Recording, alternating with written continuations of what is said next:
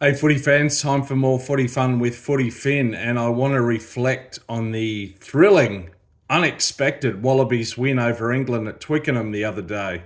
A seesawing, high scoring match, 42-37 was the final scoreline after a Wallabies try well into injury time in about the 84th minute. I mean, look, I've never been so happy to be proven wrong. But I did say the Wallabies had a slight chance of winning. In my comments after my previous video, I said 10 to 15%. But look, I didn't see this coming, neither did a lot of people. This has put a spring back into Australian rugby supporters' steps and the Wallabies and their squad and their coach, Joe Schmidt. Look, it's great. It's brilliant. Not getting too carried away just yet. Let's see how the rest of this tour pans out. We have 3 more tests. But for now, we'll relish in this. I think England had won 4 out of the last 5 tests between the two nations. Australia hadn't beaten England at Twickenham since 2015. Indeed, test wins for the Wallabies at Twickenham have been pretty rare going back to the year 2000. So look, a great outcome. It has to be said that England are kind of below their best, and their coach Steve Borthwick is under fire.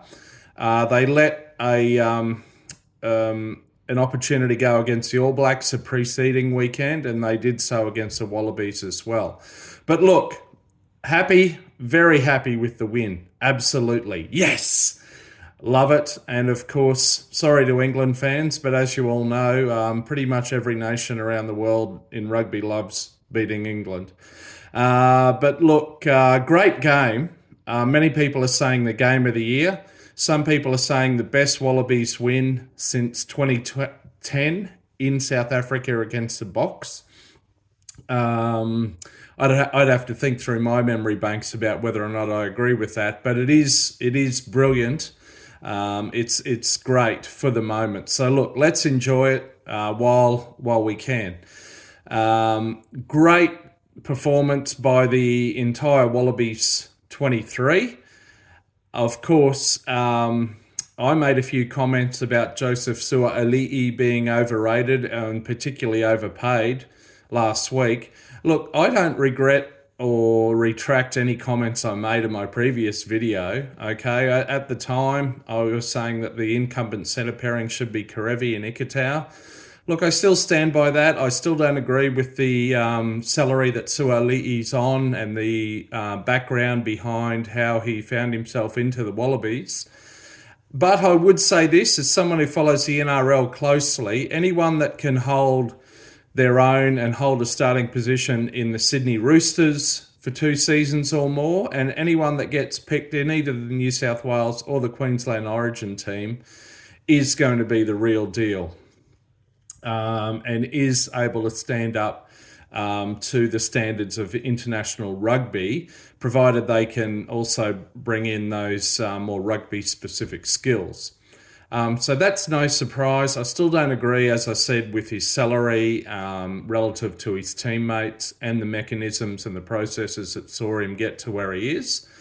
But obviously he's done very well in his test debut, and now it appears that the jersey is his to lose. Look, we'll see what happens in the future. Len Ikitau, had a little doubt about him shifting from 13 to 12. The Queensland-born player who plays for the ACT Brumbies, went to school in Brisbane, I might add, but he did very well. He did exceptionally well, and of course he flicked the last pass out of the back of his left hand to Max Jorgensen, who scored the winning try. Of course, Jorgensen didn't have to do too much there, so let's not get too carried away with him. It was basically catch a ball, run, place the ball in the corner. So you'd expect any sort of decent high school winger to be able to do that much. So yeah, look, it doesn't mean that he was the player of the match or anything like that, but fair play, well done to him. Look, yeah, very pleasing, but look what happened in the 2 tests against Argentina just a couple of months ago. The Wallabies scored much lauded win in game one, and then they got thrashed by a record margin in game two. So it'll be from sort of the penthouse to the basement if they turn around and get beaten by Wales this weekend.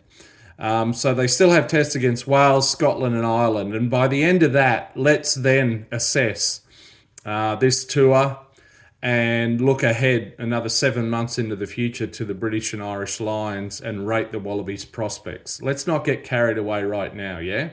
But great win, great game. And it's also pleasing here on YouTube to see so many rugby supporters around the world so happy to see a competitive Wallabies team. Not only those from the Southern Hemisphere like New Zealand, South Africa, but all around the world. So thanks for that, rugby fans. I would lastly say, as far as the Southern Hemisphere goes, 5 wins from 5 against Northern Hemisphere Six Nations opposition over the weekend. That includes Fiji's first ever win over Wales in Cardiff. Well done, Fiji. Bit of revenge for last year's Rugby World Cup pool match where they were kind of robbed. Argentina disposed of Italy easily. The Box beat South Africa and New Zealand beat Ireland in Dublin. So there you have it. 5 from 5 for the Southern Hemisphere. So how do you rate the Six Nations now, lads? Anyway, that's it from me before I make any enemies. Really happy with this for now. Very happy. Let's not get too carried away, but let's enjoy the moment while we can. Go the Wallabies. All right. Till next time, you might catch me in the middle of a rolling mall. See ya.